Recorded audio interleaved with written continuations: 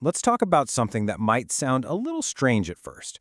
It's this idea about wealth, the middle class, and how a simple story about bananas can explain, well, pretty much everything.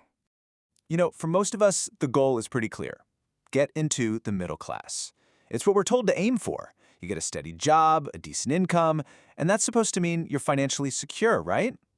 It feels safe, stable.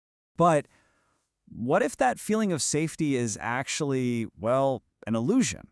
What if the middle class, for a lot of folks, isn't the finish line, but more like a trap, a place where you just get stuck? So why? How does this even happen? I mean, you see so many people working their tails off, earning a good living, but they still have that feeling, that nagging feeling like they're just running in place, never really getting ahead. Okay, to figure this out, let's just forget all the complicated stuff, right?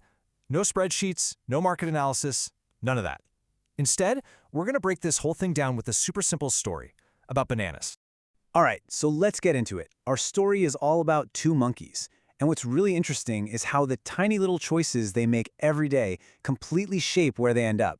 So here's the setup. Both monkeys, they're starting from the exact same spot.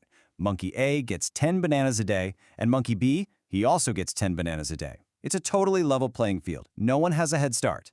And right here, this is where things start to change. Monkey A, well, he does what most of us would probably think is normal. He gets his bananas, he spends his bananas, he even takes out banana loans for the bigger stuff, buying things on payment plans. But Monkey B, he does something different. He's careful with his spending, and this is the key part. He takes a few of his bananas and uses them to plant more banana trees.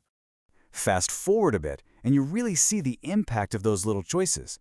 Monkey A is still on that hamster wheel, right? He's got to work every single day just to cover his expenses and pay what he owes. He's totally stuck. And Monkey B? Well, his little banana trees have grown up. They're making bananas for him now. He's got bananas coming in even on the days he decides to just chill out. Okay, so let's bring this back from the jungle to our world. That little story, it's a perfect illustration of this really powerful financial trap that so many people fall into. And a lot of times they don't even see it happening. And let's be really clear about something. This isn't about being poor, not at all. It's about being stuck. You're caught in this cycle that just stops you from making any real progress. And it doesn't even matter how much money you make.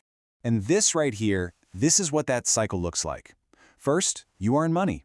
Then, most of it goes right back out the door for spending. Bills, lifestyle, all that stuff. That often leads to taking on debt for the big things, like a car or a fancier gadget. And what happens then?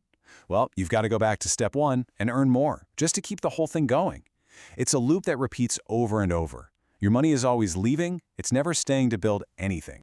So, the big question is, how do you get off that hamster wheel? And the answer isn't go win the lottery or suddenly make $1 million. Nope. It all starts with something much more fundamental, a simple shift in how you think about money.